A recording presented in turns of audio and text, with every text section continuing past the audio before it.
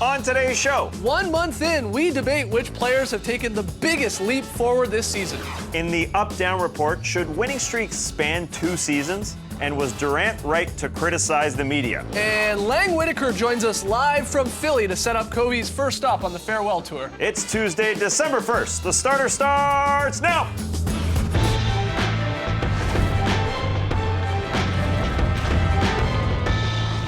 Good evening, Sweet World, and welcome to The Starters. Whether you're listening to the podcast or catching us on NBA TV and or YouTube, we're happy to have you. I'm Jay Skeets, and alongside me, as always, that's Tas Mellis.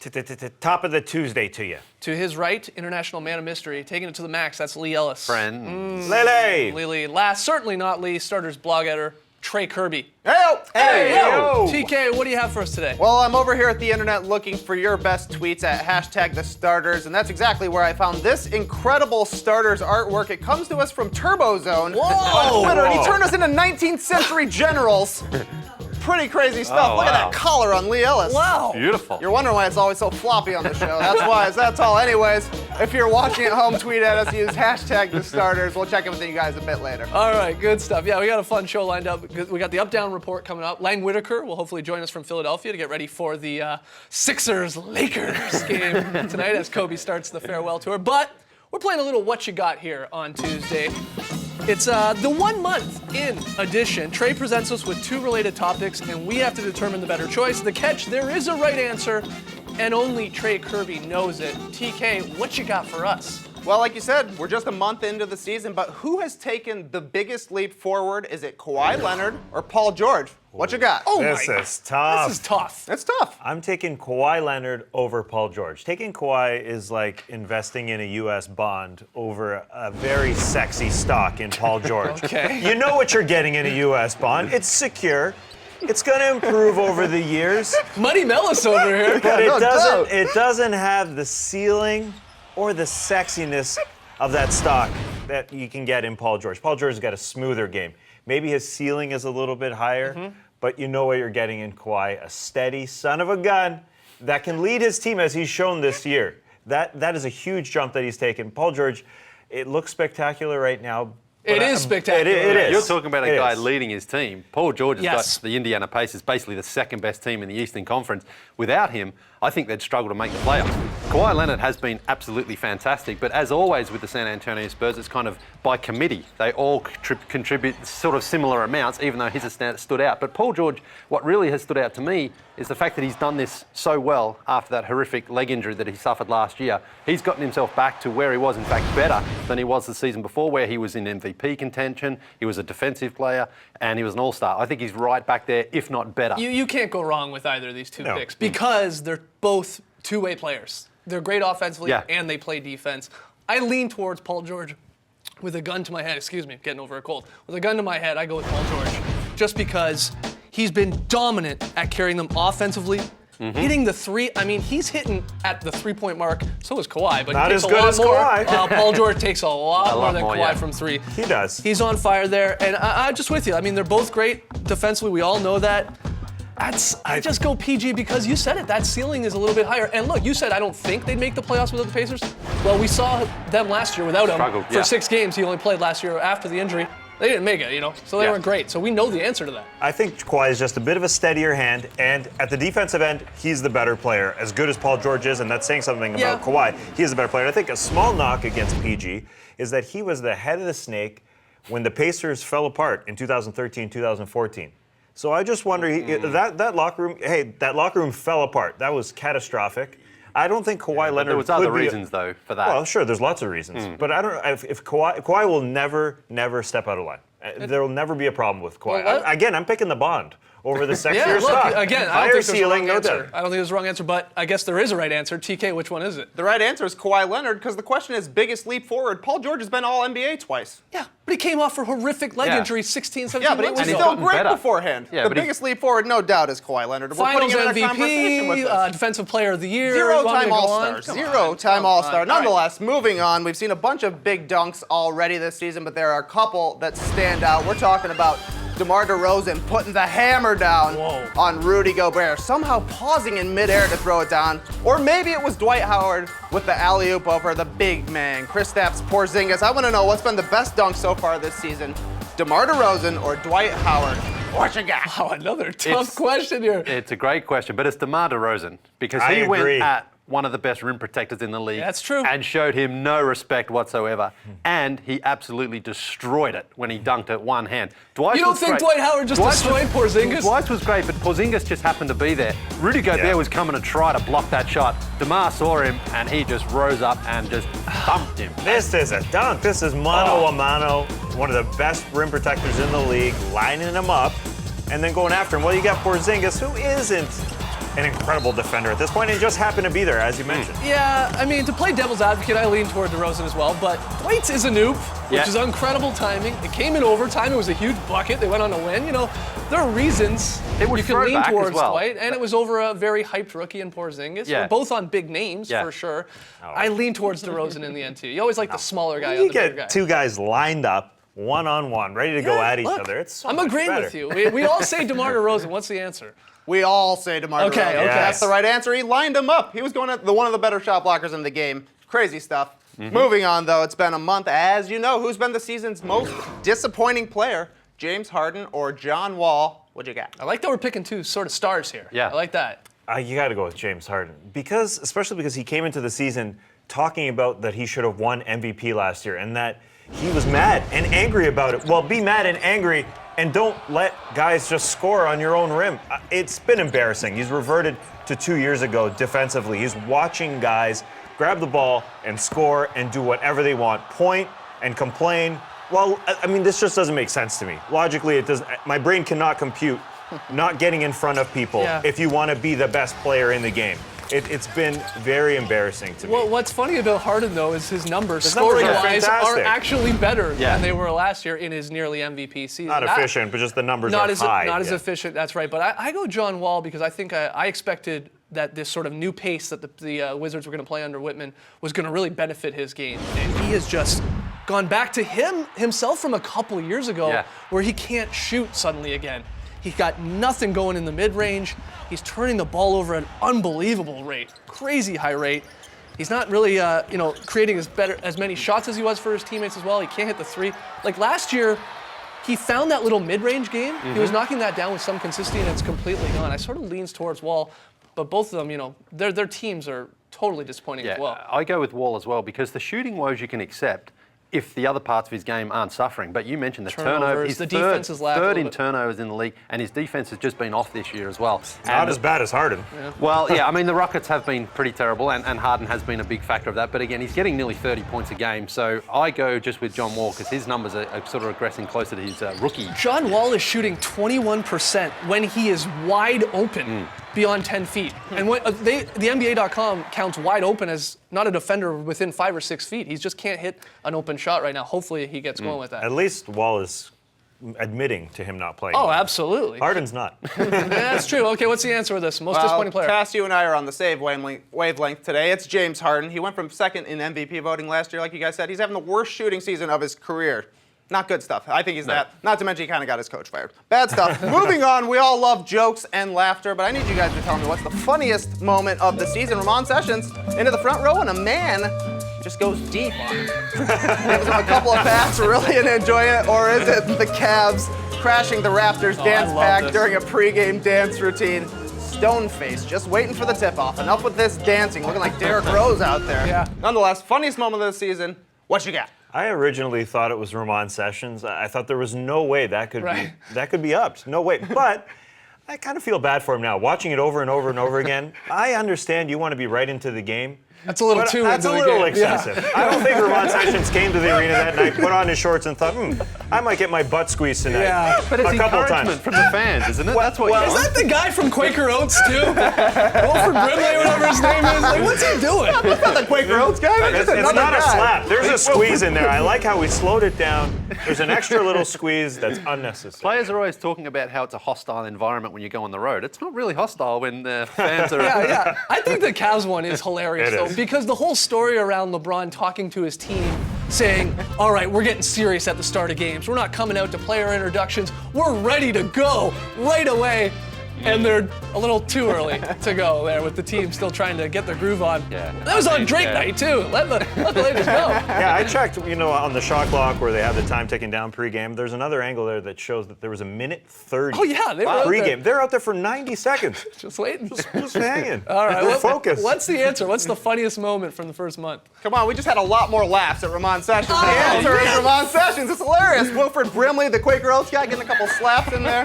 Good stuff. All right, great stuff, Trey. Agree or disagree with Trey? Let us know on Twitter, #TheStarters. Also, we're curious. Vote now. Go to the Starters Twitter account, @Starters, and there's a poll, simple poll, Kawhi Leonard or Paul George. I'm interested to see the results in this one, because I think you can make a case for either guy. All right, we got lots more still to come. When we come back, thumbs up or thumbs down on Kevin Durant ranting about Kobe. We'll get into the up-down report next.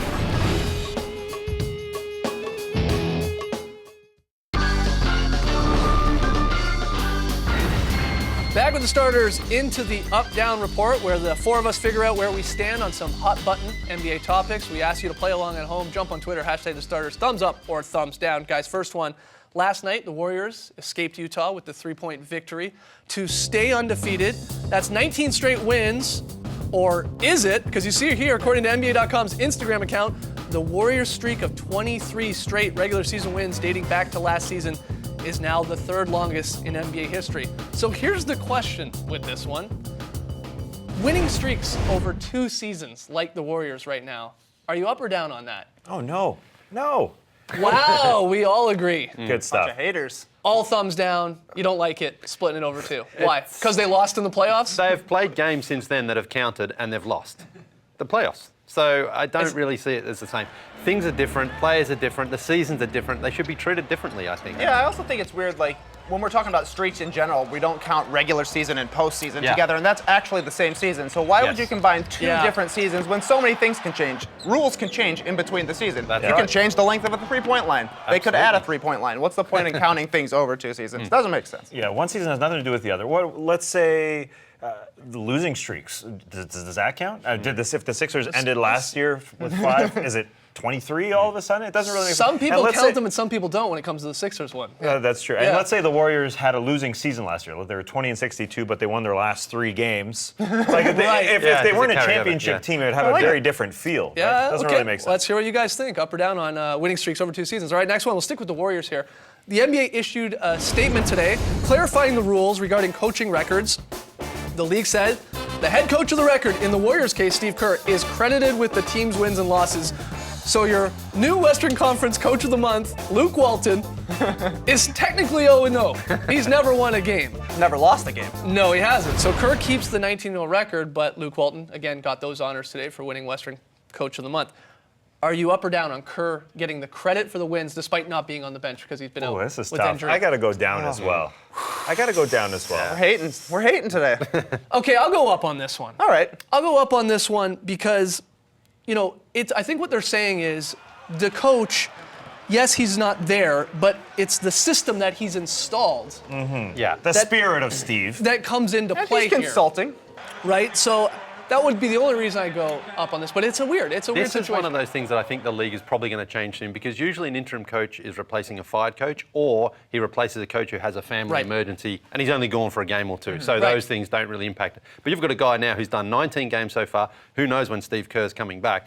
Luke Walton, even though he's got a fantastic team and a fantastic system that Steve Kerr put in place, he's having a big influence as well about how they do the substitutions they make, the rotations, all those things. They're all Luke Waltons. He deserves these victories. You make a good point. Like JB Bickerstaff is the interim head coach for the Rockets, but he's getting these wins and losses. Yeah. I mean, they're not going on Kevin McHale. This isn't like a baseball situation here with runners in scoring position or on base, and you go to the pen and they might count for the starting pitcher. These are going to him, so he's an interim head coach. Yeah. Right? Yeah. It's sort of odd. And that again is where it's different, because we know McHale isn't coming back, whereas Steve Kerr Right. will be back at some point. Yeah, it's such a unique situation because Yeah. usually an interim coach isn't gone for this long. And I feel like Steve Kerr would say, you got to give it. Yeah, to, he wouldn't to want Luke Walton. these. He would give up those wins. Yeah, to quote the Backstreet Boys, Kerr would want it that way. Moving on, Kevin Durant says he idolized Kobe Bryant as a player growing up, but he added that he was angry at the media for their treatment of the Lakers legend.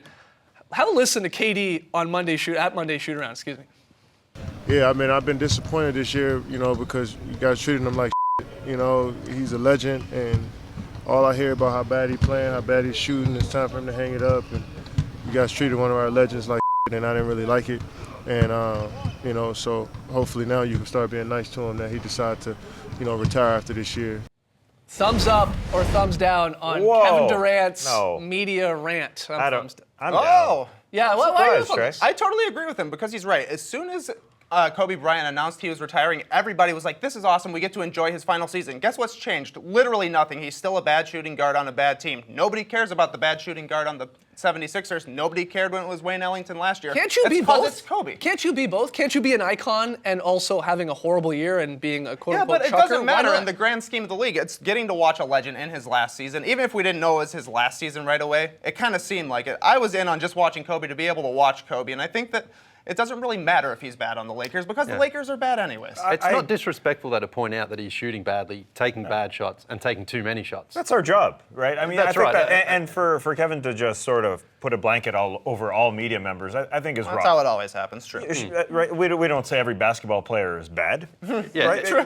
You can't say John Schumann doesn't do his work. Whoa. Because, yeah, you have to point out John Schumann is great. Lots of thumbs up for John Schumann because he does the work. And Yeah. you can criticize Kobe for taking bad shots. In the grand scheme of things, we're not going to remember these last 3 years Right. at all. We're going to remember So why Kobe, kill him, though? the legend. Yeah, but You have to tell the story. I mean, you have to that- tell the current story. The current story isn't, Sure. hey, he's had 3 bad years, but he's won 5 titles. He Yeah. can take Yeah, all it the bad wouldn't be shots right he of wants. us to point out the fact that to pretend that he's playing better than he is. I mean, True. a lot of the reason the Lakers are struggling is he's taking far too many shots. I mean, Let's lots of people. reasons. Let's hear from you guys. Again, I can't wait for this one. The Kobe lovers and the Kobe haters. Thumbs up or thumbs down on KD's media rant about Kobe. All right, we got to take a break. When we come back, speaking of Kobe, he's got the homecoming in Philly tonight. We'll talk to Lang Whitaker next.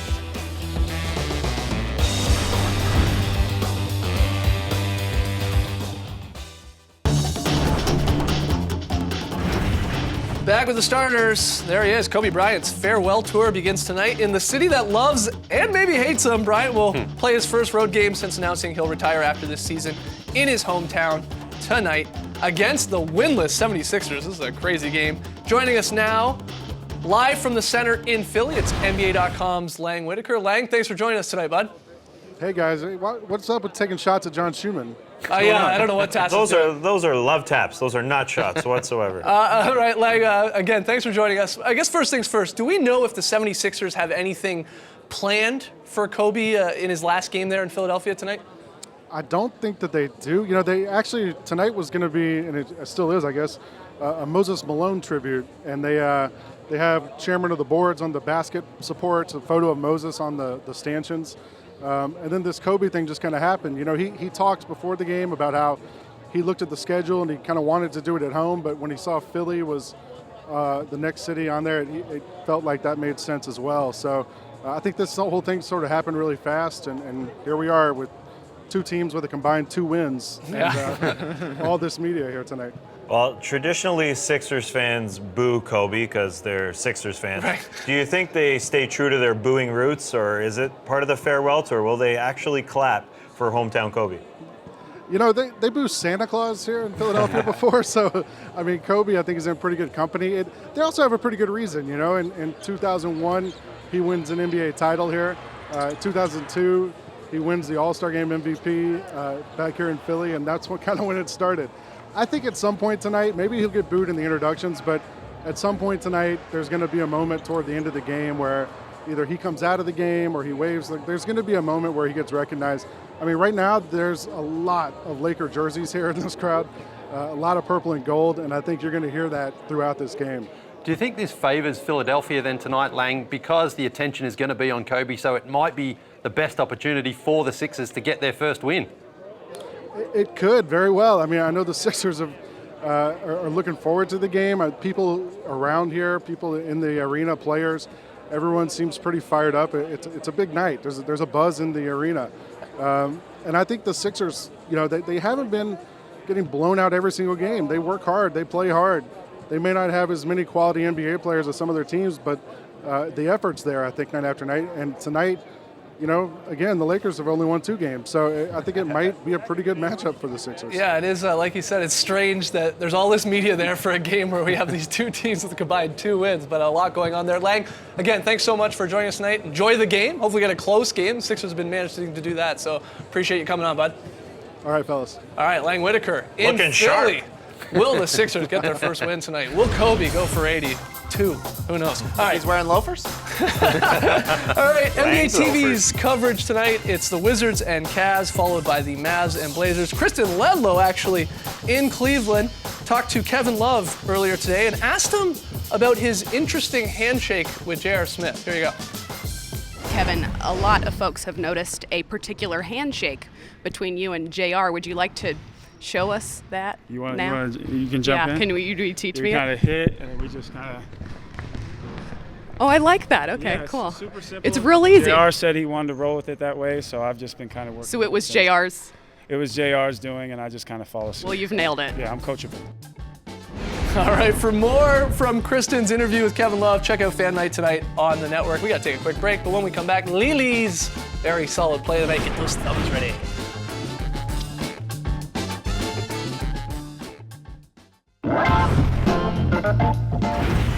Back with the starters. We don't need to show you last night's pick and play results because I lost again. I lost the month of November. I will be doing something weird or wacky or gross later this week. They won't even tell me what I'm going to be doing. It's still a surprise to me. So that'll be happening at some point this week. But hey, look, we're 0-0. We're starting fresh.